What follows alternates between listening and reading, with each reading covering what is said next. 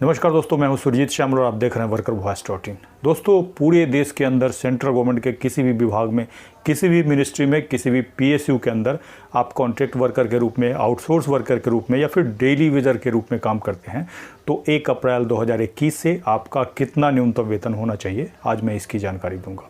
इसमें हो सकता है आप पूरे देश के अंदर कहीं भी रेलवे स्टेशन पे सफाई कर्मचारी के रूप में काम करते हों, किसी बैंक में जो कि नेशनलाइज बैंक होना चाहिए, स्टेट बैंक हो गया, पंजाब नेशनल बैंक हो गया, इसमें आप सिक्योरिटी गार्ड का काम करते हो, डाटा एंट्री ऑपरेटर का काम करते हो, कॉन्ट्रैक्ट पे हो, डेली वेजर हो। इसके अलावा एयरपोर्ट, FCI और भी बहुत सारे विभाग हैं जो कि भारत सरकार के अंदर है, इस बात को नोट कर लीजिए। थर्ड पार्टी के थ्रू कॉन्ट्रैक्ट वर्कर के रूप में काम करते हैं तो आपके ऊपर ये एप्लीकेबल होगा।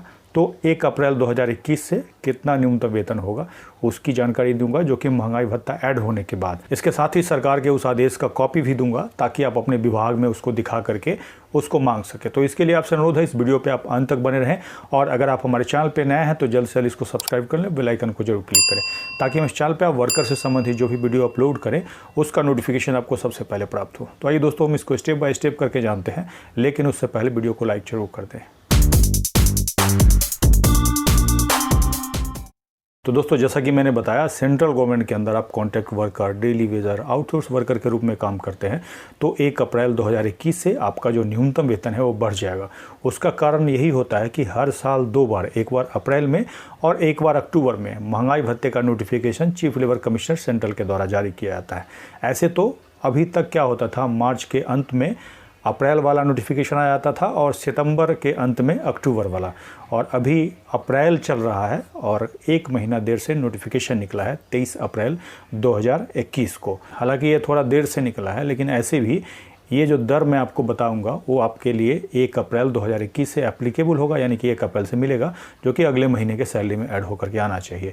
इसमें सरकार के द्वारा कितना आपका महंगाई भत्ता ऐड किया गया है और उसके बाद 1 अप्रैल से आपको कितना मिलेगा, अगर नहीं मिलता है तो कहाँ कंप्लेंट करेंगे, इन सारी बातों की जानकारी हम लेकर के आए हैं। लेकिन उससे पहले हम ये जान लेते हैं कि अलग अलग कैटेगरी के अंदर आप काम करते हैं तो आपका 1 अप्रैल 2021 से कम कितना न्यूनतम वेतन होना चाहिए। दोस्तों, जैसे ही वीडियो के डिस्क्रिप्शन में जाएंगे तो आपको हमारे ब्लॉग www.workervoice.in का लिंक मिल जाएगा, जिसको क्लिक करते ही हमारे इस पोस्ट पे आ जाएंगे, जिस पे हमने पूरी जानकारी देने की कोशिश की है। जैसे ही आप नीचे आते हैं तो यहाँ पे आपको एक टेबल दिखेगा। दोस्तों, इस टेबल में हमने इधर कैटेगरी का नाम लिखा है, उसके बाद एरिया के अंदर आपका ये दर है और ये डेली के हिसाब से है, B एरिया का है और ये C एरिया का है। इसमें अगर देखेंगे यहाँ पे हमने 2 प्लस किया है, जिसमें कि आपका एक बेसिक होगा और DA यानी कि महंगाई भत्ता, जिसमें अभी वाला ऐड करके है, और इसको मिला करके आपका 645 रुपया एक दिन का सैलरी होना चाहिए। इससे कम आपको नहीं दिया जा सकता है और आप अपने सैलरी स्लिप में जा करके चेक कर सकते हैं। अनस्किल के अंदर एरिया में आते हैं तो 645 रुपया एक दिन का, B एरिया में आते हैं तो 539 रुपया एक दिन का और C एरिया में आते हैं तो 431 रुपया एक दिन का। इससे कम नहीं होना चाहिए। सेमी स्किल, अनस्किल, सुपरवाइजरी में आते हैं तो आपका एक दिन का 714 रुपया एरिया में, B एरिया में 609 रुपया और C एरिया में 505 रुपया। इससे कम नहीं होना चाहिए। स्किल्ड या क्लर्कियल में है तो आपका एरिया के अंदर 784 रुपया, इससे कम नहीं होना चाहिए। B एरिया में 714 रुपया और C एरिया में 609 रुपया। इसके बाद हाईली स्किल्ड, यानी कि आप ग्रेजुएट हैं या फिर उससे ज़्यादा आपकी कोई भी डिग्री है, टेक्निकल कोई डिग्री है, तो आप इस हाईली स्किल्ड में आएंगे। एक दिन का 845 रुपया से कम नहीं होना चाहिए एरिया में।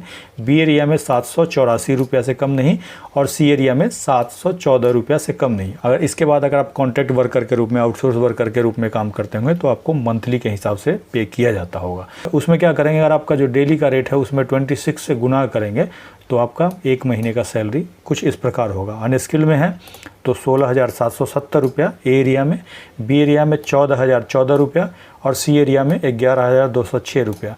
सेमी स्किल, अनस्किल, सुपरवाइजरी में 18,564 रुपया एरिया में, B एरिया में 15,834 रुपया और C एरिया में 13,130 रुपया। इसी प्रकार स्किल या क्लर्कियल हैं तो 20,384 रुपया एरिया में ये मासिक दर है और 18,564 रुपया B एरिया में और C एरिया में 15,834 रुपया। अंत में हाईली स्किल्ड यानी कि ग्रेजुएट है या फिर उससे ऊपर की आपकी कोई भी डिग्री है तो आपका एरिया में 22,178 रुपया, B एरिया में 20,384 रुपया और सी एरिया में 18,564 रुपये, इससे कम नहीं होना चाहिए। अब आप पूछेंगे कि एरिया में कौन आएंगे, तो एरिया का आप चेक कर सकते हैं, ये जो शहर का नाम लिखा होगा ये एरिया में आएंगे। इसके बाद बी एरिया का हमने लिस्ट यहाँ पे दिया है जो कि नोटिफिकेशन से लिया है, नोटिफिकेशन में भी जाकर के चेक कर सकते हैं। और ए एरिया और बी एरिया में अगर आप नहीं आते हैं तो आपको सी एरिया का जो दर है उसके हिसाब से ये वाला आपको मिलेगा।